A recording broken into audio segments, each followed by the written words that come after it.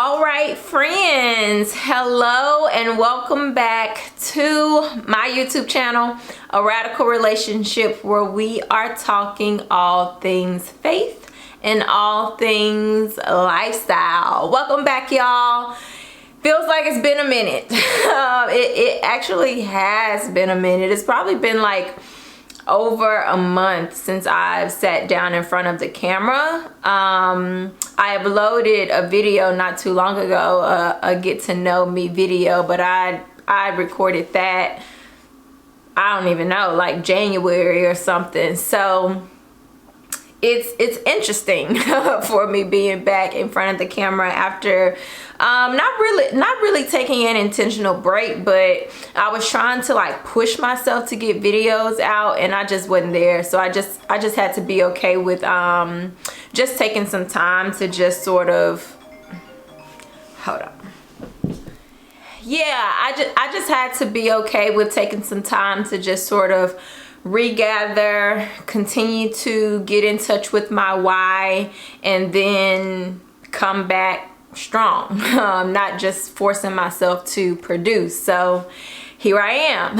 So in that time, I have been working on other content, really just continuing to evaluate where I see things going, trying to think about what business looks like from this aspect, and coming up on getting my life coaching certification and what services I want to provide, and just how all of that ties into my brand. So I did create a new Instagram page specifically for my brand, which has been so great, so huge. Like I was just really I just found myself continuously rolling my eyes when it was time to like make content specifically for my brand. And so I just had to get in touch with like the things that I liked about it and the things that I didn't like about it, so I can figure out how to solve for that. And I figured that out. To God be the glory. That's great. So that's just a little update on kind of like where I've been, what's been going on, and why it's been a minute. But that is not what we're here to talk about. So today's video is going to be on regaining your self-esteem after a failed relationship. So it's normal, it's natural. Like it's natural and normal for your self-esteem to take a hit when a romantic relationship doesn't work out. You're naturally gonna start to question, what it is about you, and especially if it was a situation of infidelity or cheating, or in some kind of way another person being involved at an inappropriate level.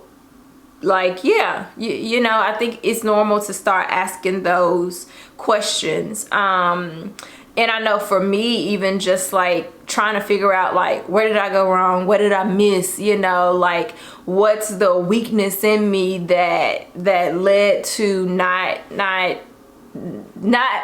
being able to be successful in this area, really. So I get it. I completely get it.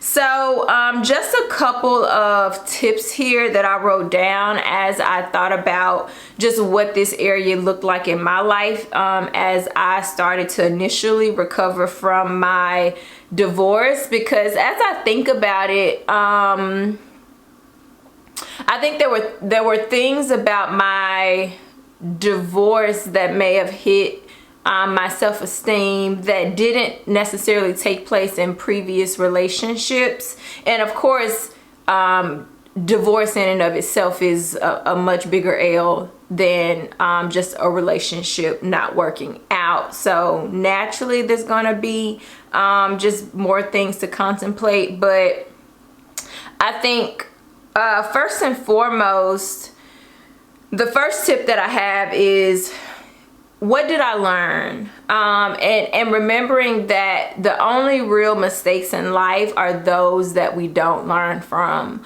are those that we don't grow from, are those that we don't take as an opportunity to pivot in a different direction as needed. And that was really huge for me, because I think one of the differences between that relationship and previous relationships is that when previous relationships had ended, it was really clear for me about why this is a good idea for this relationship to end, and why it's just not gonna work for between me and that person.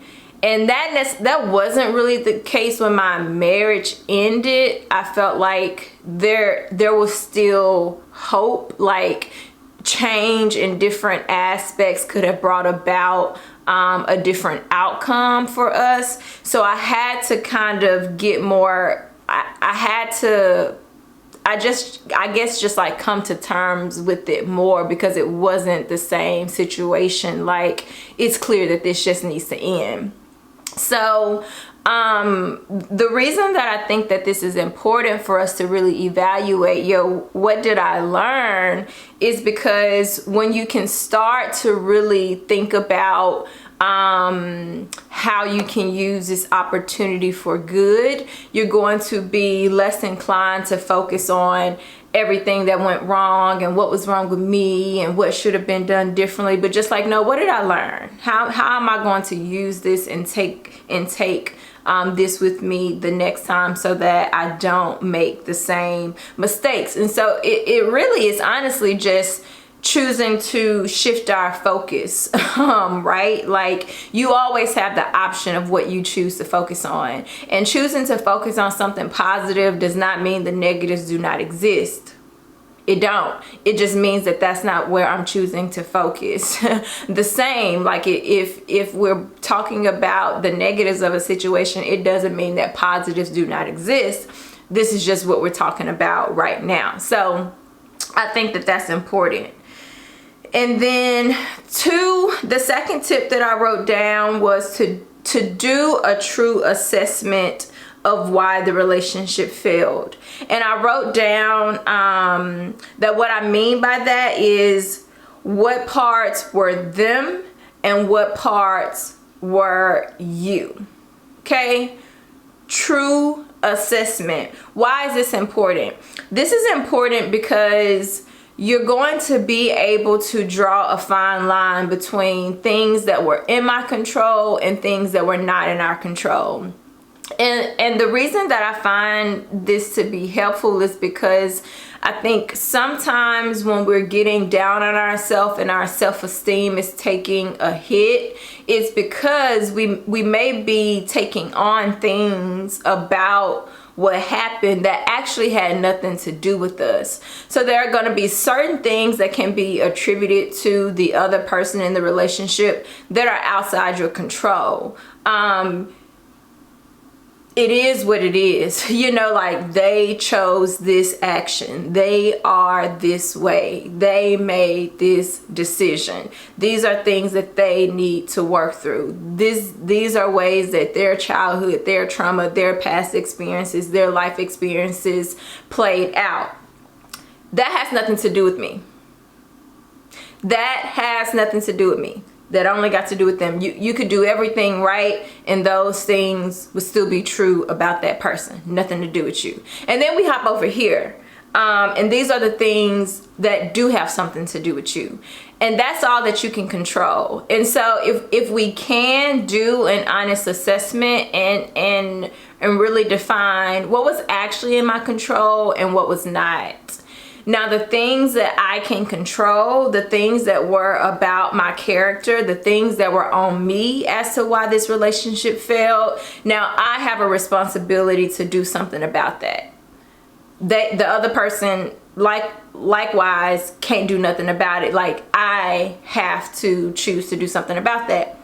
Now, if you choose not to do anything about it and continue on in your unhealthy ways, your unhealthy behaviors, that's on you. That's on you. If you choosing to have trash character, that is on you. So yeah, I think that if we can really differentiate between what's actually in my control and what's not, then we don't take on all of these things about what the other person did to us or how they made us feel that actually have nothing to do with us. It's just more about them, while at the same time being able to have sober judgment about the ways that we contributed. And we can come to peace with that and truly just be mature enough to say, you know what, that wasn't cool of me. I was tripping. That wasn't healthy. I could have responded better. I really need to grow in this area. I see this in other relationships or friendships of mine, so I really need to work on this. That's okay. That's completely okay. The third and final tip, and this goes along with the second, is own the parts that were you and throw the rest away. Own you and throw the rest away. So I feel like I've really touched on this already, but when I say throw it away, I mean throw it away. You know, just shake them haters off, sis. Yeah, because I think that it's hard, right? It's hard trying to figure out and tell what that dividing line is, and if you're in a situation where you can actually have a conversation with the person that truly is like, hey, let's talk through our different perspectives here, amazing. Now, emotions may be high and things may be going on that don't make that either a beneficial scenario or it's not possible or whatever the case may be. But if as two mature people, you all have decided that a relationship is going to end, but can also have a conversation about what the experience was like for the both of you, I think that's so amazing, because it's gonna help you be able to assess your character. And again, not for the purposes of finger pointing, but yes, for the purposes of sober judgment and just being able to see the situation from all different perspectives. So, so the overarching message is that sober judgment is always key. Sober judgment is always where it's at. And sober judgment is really hard when you're in the situation. When you're in it and you're going through it, it's hard to be able to take a step back and assess. So that's why you need good friends who are going to speak truth. That's why you need people around you who can help you see, hey, I go to my friends, hey, this is what I'm feeling, this is what I'm thinking, this is what happened, what you think? You know, am I tripping or da da da da da da? And they can help me assess my emotions and not just see it from an emotional perspective. And then also, you know, take out what's true. Okay, perhaps you do need to have a conversation about this aspect, but this aspect over here, that sounds like something that you may just need to work out in and of yourselves. We need people like that in our lives. So as I look to wrap up, I want to leave you all with the scripture. But before I do, I want to put in a plug for a workshop that I'm going to have coming up. The workshop is going to be on April 24th, and the concept is going to be Dialogues with Radical.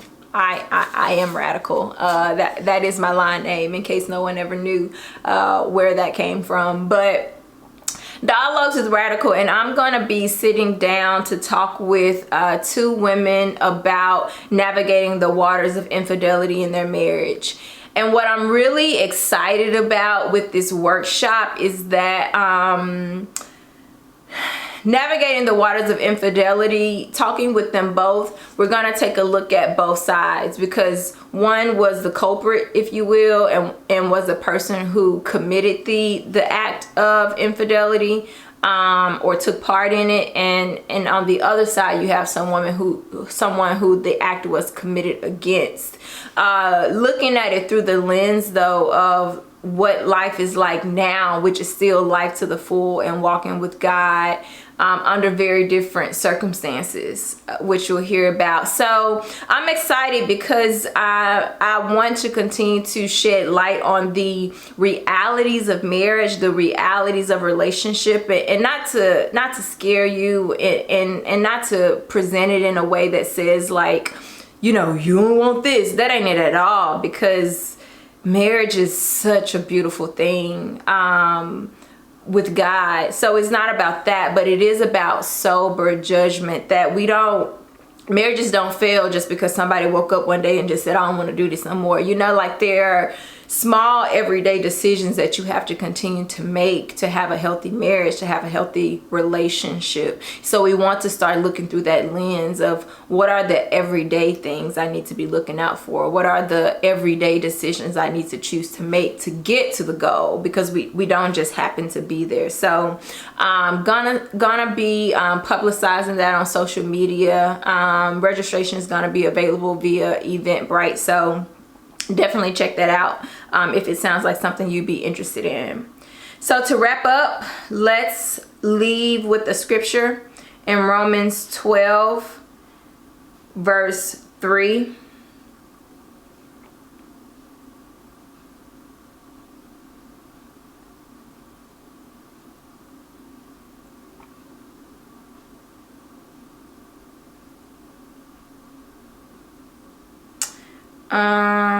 Let me go to a different version.